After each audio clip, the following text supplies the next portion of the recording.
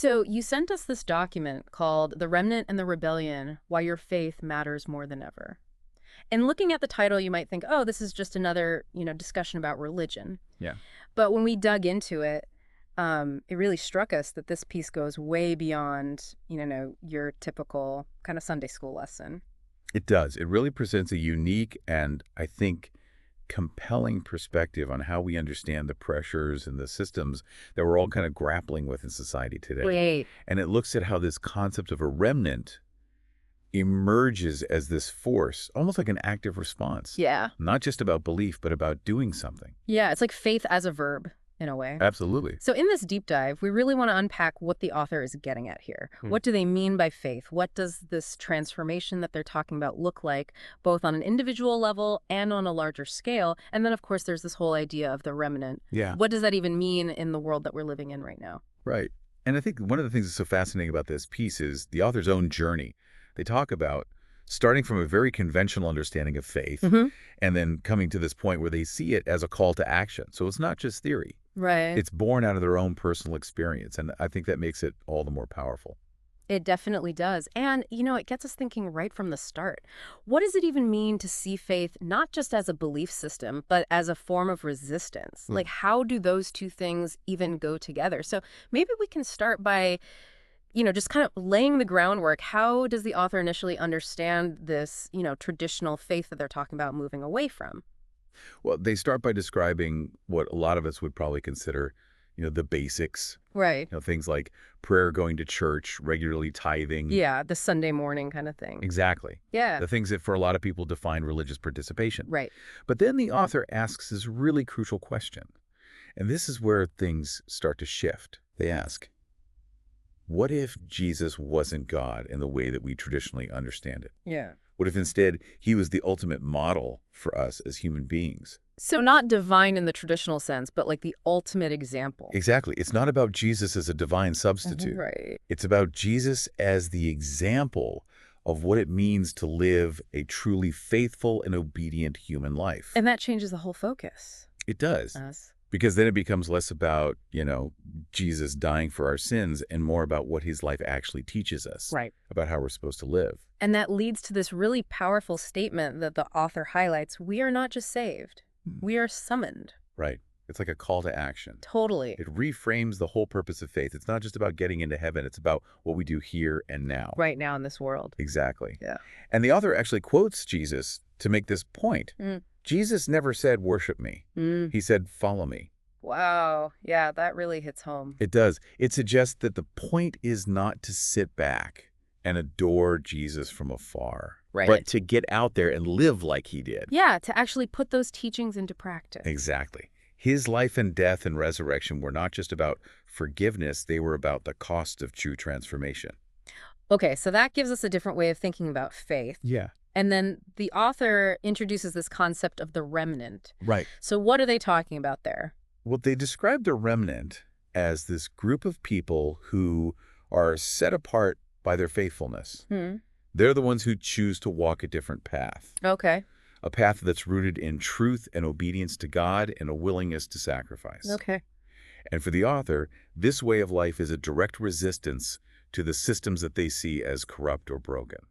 And it's interesting because this idea of a remnant isn't new. Not at all. The author actually points to several examples from the Bible. Right. They talk about Elijah in 1 Kings and how there were 7,000 people who remained faithful to God even when everyone else was worshiping Baal. Yeah. And then there's Isaiah's prophecy about a remnant returning from exile. Right. And even Paul in Romans talks about a faithful core. So this idea of like a small group holding on to their beliefs even when everything around them is falling apart. Exactly. It's a recurring theme throughout history. Wow. And the author is suggesting that it's still relevant today. Totally. And they use this really striking image from Revelation. Yeah. Come out of her, my people, so that you will not share in her sins. Right. And they're talking about Babylon. So Babylon as a symbol of like... any system that's corrupt or leading people astray. And they're saying we need to separate ourselves from those systems. To come out of Babylon. Exactly. Really? And they also reference Matthew 7.14, Okay. which talks about the narrow path that leads to life. Right. The path that few people find. Right. And that emphasizes the idea that the remnant is not going to be a huge crowd. Yeah, it's going to be a smaller, dedicated group. Exactly. Okay, so we have this image of the remnant resisting the systems that are failing. Right. But who are these people? What makes them different? Well, the author describes them as people who live out what they call the gritty faith of Jesus the man. So not just like a theoretical faith. No, it's about recognizing that Jesus was human, Yeah. that he struggled and faced temptation, Mm-hmm. and that he ultimately chose obedience. Yeah. And they also reject what the author calls the comfortable lies of institutionalized religion. So they're not afraid to question authority. Right. They're willing to look critically at the structures that have been built up around religion. And their faith isn't just about believing certain things. No, it's about action. The author says they carry the word and the spirit like fire, not just a book. So it's a living, breathing faith. Exactly. And crucially, they refuse the digitized beast system. That's a big statement. It is. They see the digital world as this potentially controlling force, Mm-hmm. and they're choosing to resist it. So this remnant isn't just sitting on the sidelines. No. They're actively pushing back against something. The author even calls it the rebellion. Right. But it's important to understand what kind of rebellion they're talking about. Okay. It's not about chaos or destruction. Right. It's about a return to clarity. So what does that mean? It means resisting the machine of deception, Yeah. whether that's Yeah. in religion or economics or the digital world, Mm-hmm. and turning back to what they call the one true God. So it's about rejecting the things that distract us from truth. Exactly. So this idea of reclaiming our humanity is really important for the author. Absolutely. But how do we do that? Like, what are the practical steps? Well, they start by saying we need to stop outsourcing holiness. What do they mean by that? They mean that we can't just rely on religious institutions or leaders to be holy for us. Right. We have to take responsibility for our own relationship with God. So it's about owning our own faith. Exactly. And they believe that Jesus' life provides a blueprint for how to do that. Which goes back to that idea of Jesus as a model. Right. Okay. And then the author talks about their understanding of God as the one true God. Yes. They say, no Trinity, no divine middleman, no council-crafted creeds, just the Father. So they're presenting a very specific theology. They are. They're emphasizing a direct relationship with God the Father. Mm-hmm. And that shapes how they see worship and obedience. Okay, so it's not just about believing the right things. Right. It's about how we live our lives. So what does that look like in practice?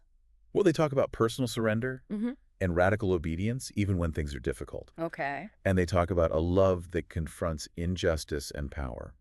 So it's an active kind of love. Yes. And they also talk about breaking cycles of violence. So what would that look like on a day-to-day basis for someone who's part of this remnant? Well, they mentioned several things. Living simply, speaking truth boldly, Mm-hmm. building small communities of trust, Okay. getting out of debt, making our homes into sanctuaries. So it's about taking concrete steps. Yes. It's about making choices that align with our values. And then there's this really interesting idea about Babylon going wireless. Can you explain that a little bit? So the author sees technology as this new form of Babylon. Okay. They say the same corrupting forces are at work. Right.